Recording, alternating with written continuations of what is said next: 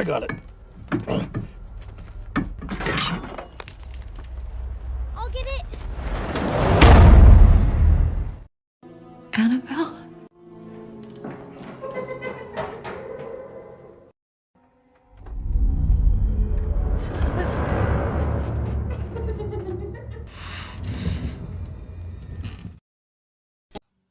This story begins with a doll maker who is finishing his work. His name is Mr. Samuel Mullins. His creations are among the best and well loved by many people. At the moment, he is crafting a limited edition doll, which we will later know as the Cars doll Annabelle. As the title suggests, this film tells the origin story of how the Cars doll was born. The film was released in 2017 and serves a prequel to the previous movie titled Annabelle, which was released in 2014. So you could say this is a step back in the timeline. While Mr. Mullins was working on his project, someone suddenly slipped a piece of paper under the door. The paper had the words, "Find me," written on it. Mr. Mullins entered his house and found another piece of paper that said closer. He noticed someone hiding behind the curtain. Then he wrote something down and placed it somewhere. A little girl came out and picked it up. Mr. Mullins then surprised his from behind and jokingly scared her. This cute little girl, named was Annabelle, usually called Bee. At this time, Mr. Mullins and his small family lived in a large house in a remote village. Little Bee also had a habit of listening to music before going to sleep. The next day, on their way home from the city, their journey was interrupted when their car tire went flat. Mr. Mullins seemed to struggle to remove the tire. He pulled hard on the wheel, causing one of the bolts to fly into the middle of the road. Bee ran to get it, and tragically, a car passed by and hit her, taking Annabelle from them forever. 12 years passed since that tragic incident. Not wanting to remain in sorrow, Mr. Mullins and his wife decided to open their home to orphans. Shortly after, 6 orphan girls arrived, accompanied by a nun. The priest who brought them explained that only Mr. Mullins and his wife live in the house now, but the wife was ill and would need help when needed. Upon arrival, Mr. Mullins greeted them. The girls looked happy as the house was very big. Among them was a girl named Janice, a child with a disability. Despite her condition, the nun assured her that she would not be a burden in the house. Then the priest asked Mr. Mullins to show the girls around the house while he went to retrieve their belongings.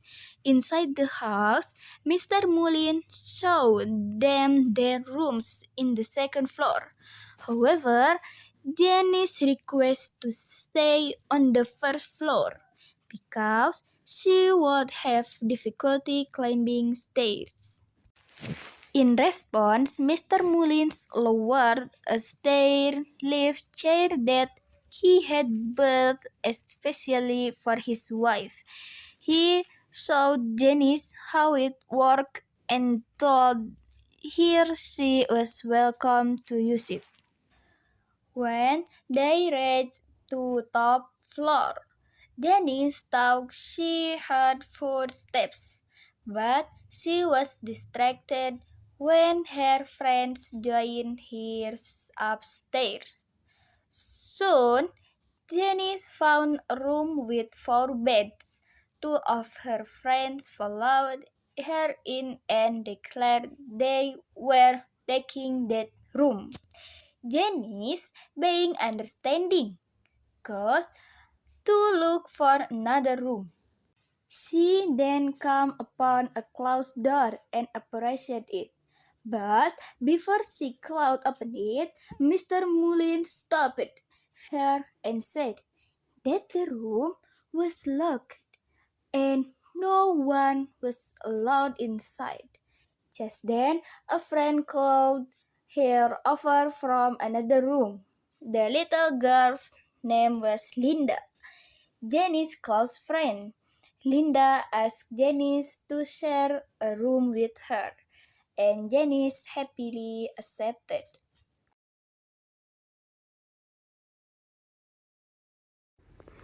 Sister Charlotte was also seen busy cleaning up her belongings when suddenly a small elevator behind her moved and the book page beside her flipped itself.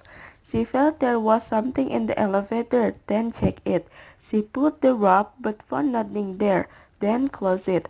Then the doors opened itself and made her surprised. At the same time, tension came to surprise her and said that they would go around the house to look around. Linda, who saw it, also wanted to go around and invited Janice to come with her. Like Janice wanted to rest alone, Linda also cancelled her attention and chose to accompany her, but Janice did not mind it and told her to go around. While she was looking at her friend from behind the window, suddenly a small figure appeared from behind the windows. Suddenly, a small figure appeared from behind the doors, approaching her. She heard the sound of the doors moving and walked towards her, but somehow her walking stick was in front of her and stopped her step. In the evening, they gathered for dinner together. When they heard the sound of bells ringing and continued to ring until they finished praying, it turned out to be a signal from Mrs. Mullins calling for help. A child named Quarles stood up and picking at her, but Mr. Mullins immediately closed the door to Sister Charlotte's room, asked her to sit down, and said not to like peeping suddenly. The light in the room flickered as if something was playing tricks on them. That night, kind of restless in his sleep, he heard the sound of footsteps at the door and found a piece of paper that read, "Find me."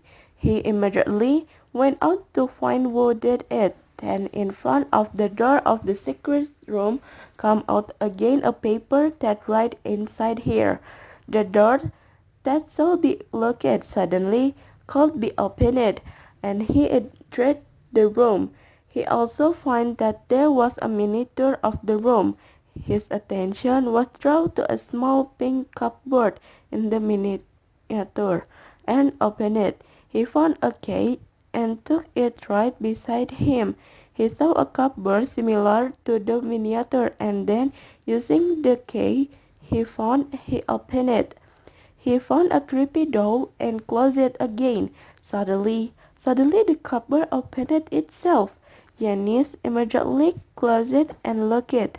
Even though he has locked it, the door opened again. Janice then took the cloth beside him and closed the door then outside the house. As Mr. Mullins realized there was someone in the room and immediately ran. When Janice turned his body, suddenly he was shocked by a figure that was similar to the miniature. Suddenly he was surprised by a cloth-covered figure approaching him. Then the figure inside just just desperate, just desperate Janice immediately came out the room and heard Mr. Mullins go upstairs. Strangely, the doors to the room was closed tightly, and Jenny immediately went to her bedroom. The next day, the children were playing at a well. They were talking about Mrs. Mullins would like to use doll mask on her face.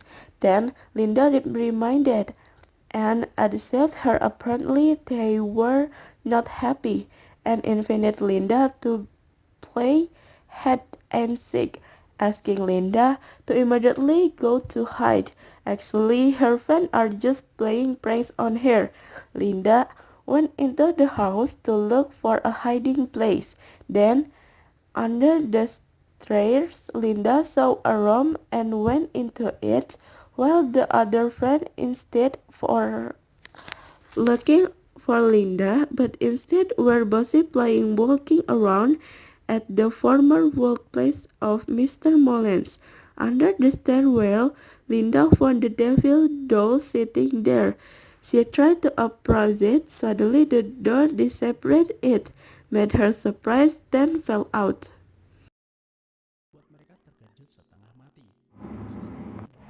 That night, Nancy and Carol were joking about the thriving figure of Mullins from under their blankets. They said she would come to terrorize them and eat them. Suddenly, the flashlight they were using went out, and they heard the sound of a bell in the dark room. They saw a scary figure approaching them and then disappearing. Suddenly, the figure pulled up their blanket, shaking them half to death. Sister and Mr. Mullins then entered their room and asked what had happened. Carol said that Mullins had been in the room early. He tried to convince the sister by saying they heard the sound of a bell. Mr. Mullins then said that his wife had not been able to walk for a long time, so it was impossible for her to have come. The next day, Nancy and Carol became quiet.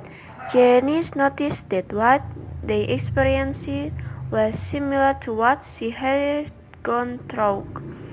Later, inside the house, Jenny saw sister bringing a glass of water from Mullins.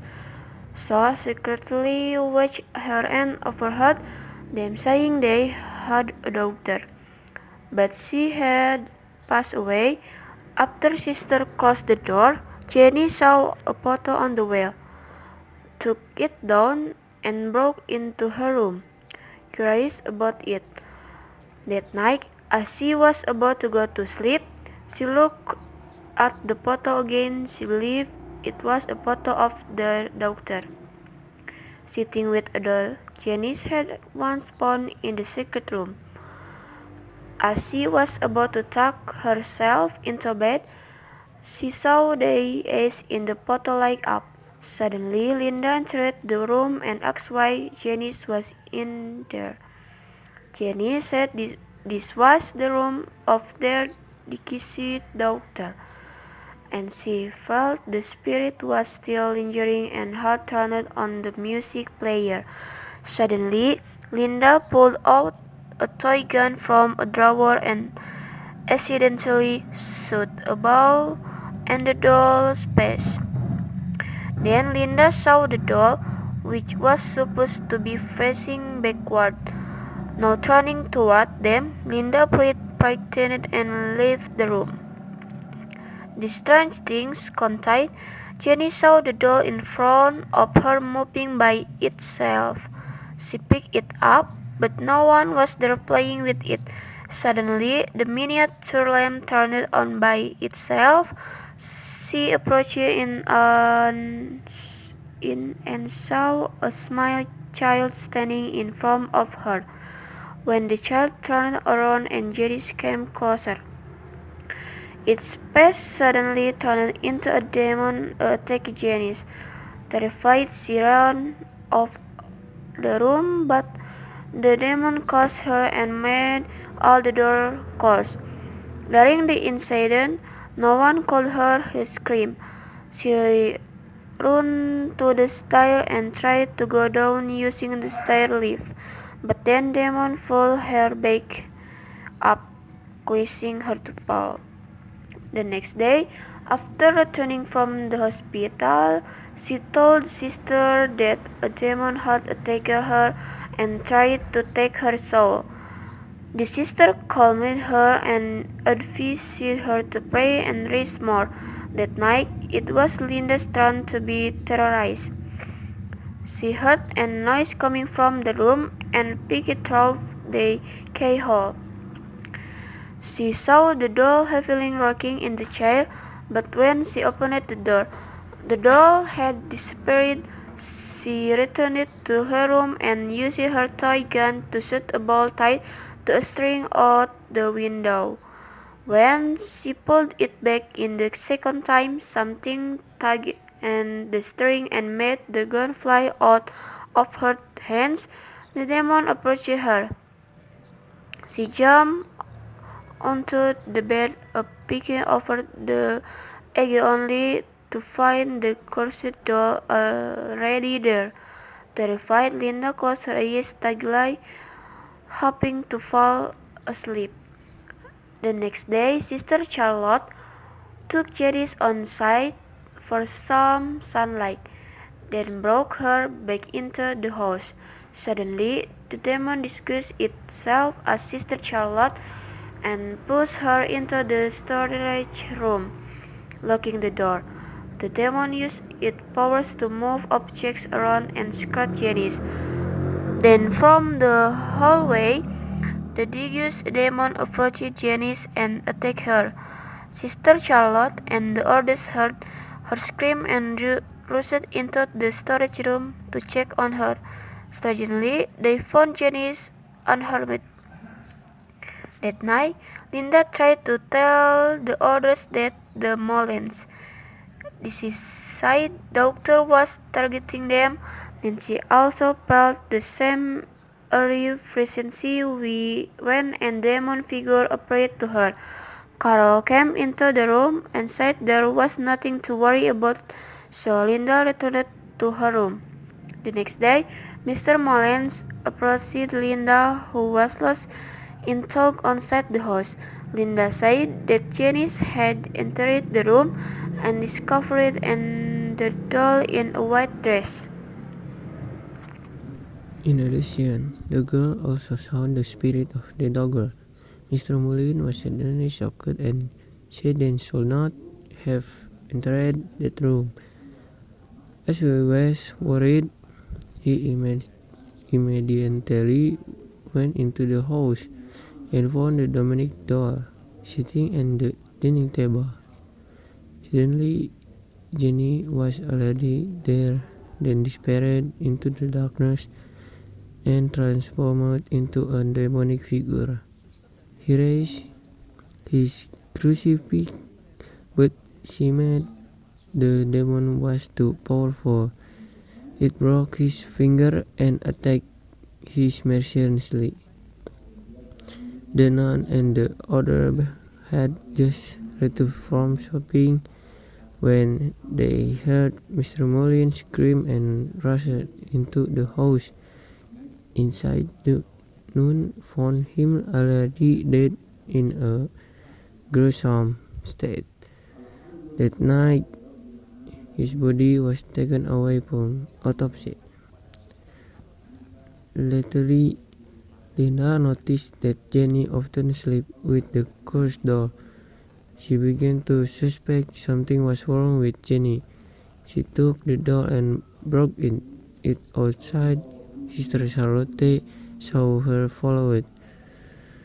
Linda told her that she was going to throw the doll into the well, and she did. But as she turned to leave, she heard a sound from within the well. She checked, and suddenly the demon pulled her down. Fortunately, the sister managed to save her then ran quickly back into the house. Linda then went to Jenny only to find the cursed doll and had already returned. Jenny seemed to have vanished. The sister broke the door to Mr. Mullins' room attack for an explanation. And this is where I will explain to you how the cursed demonic doll was born. After the lost dagger, he and his wife prayed. They pledged their loyalty to a power that could allow them to see their dagger again. Unbeknownst to them, a cursed demon heard their prayer. One day, their dagger music box began to play on its own. They immediately felt the presence of their dagger. Then she asked for permission to enter the door, so she could stay with them forever, and they agreed. Even though they could not touch her, they were happy with their dagger present. But eventually realized that the entity was not Annabelle, but a demon.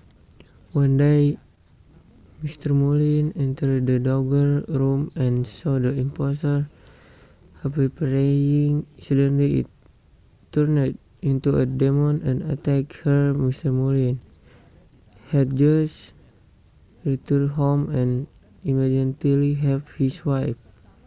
The demon had been manipulating them using the image of Annabelle to gain a body to possess. It happened tried to take her body, but she was taken to a curse and her soul was freed. However, the demon remained bold to the door, which came to be known as the demonic doll Annabelle. Outside the house, the other kids got into a car and tried to leave, but it all started. They quickly got out and ran toward the barn to hide. Suddenly, the barn door closed by itself, trapping Carol, who had rushed in earlier. Instead, he saw a echo in front of him, slowly moving and transforming into a demonic figure. Meanwhile, Linda, who was still trapped inside the house, used the lift on the wall to go down and look for an exit. However, she found a demon waiting for her downstairs. She got back into the lift and went back up. When she tried to go down again, Jenny was waiting for her on the ground floor. Linda then entered Annabelle's room and hid in the closet. Soon, Jenny found her hiding spot and attacked her sister Scarlett, who had regained consciousness, saved Linda, and trapped Jenny in the closet. The demon possessing Jenny's body went berserk, prompting Linda and sister Scarlett to escape immediately. Meanwhile, Carol was rescued by Nancy, who got him out of bed. Eventually, they all managed to escape the monk rampage. When the police arrived at the scene, they could find Janice. The next day, Janice's whereabouts remained a mystery. The priest said the monk in the house had left. After the incident, they left the house. The scene shifted to an orphanage where a couple wanted to adopt a kid. It turned out that Dennis, who introduced himself as Annabelle, was the one they wanted to adopt. 12 years passed and Annabelle grew up. One night, Annabelle's parents were startled by footsteps in the house. Didn't think it was a burglar. Annabelle's father went to check.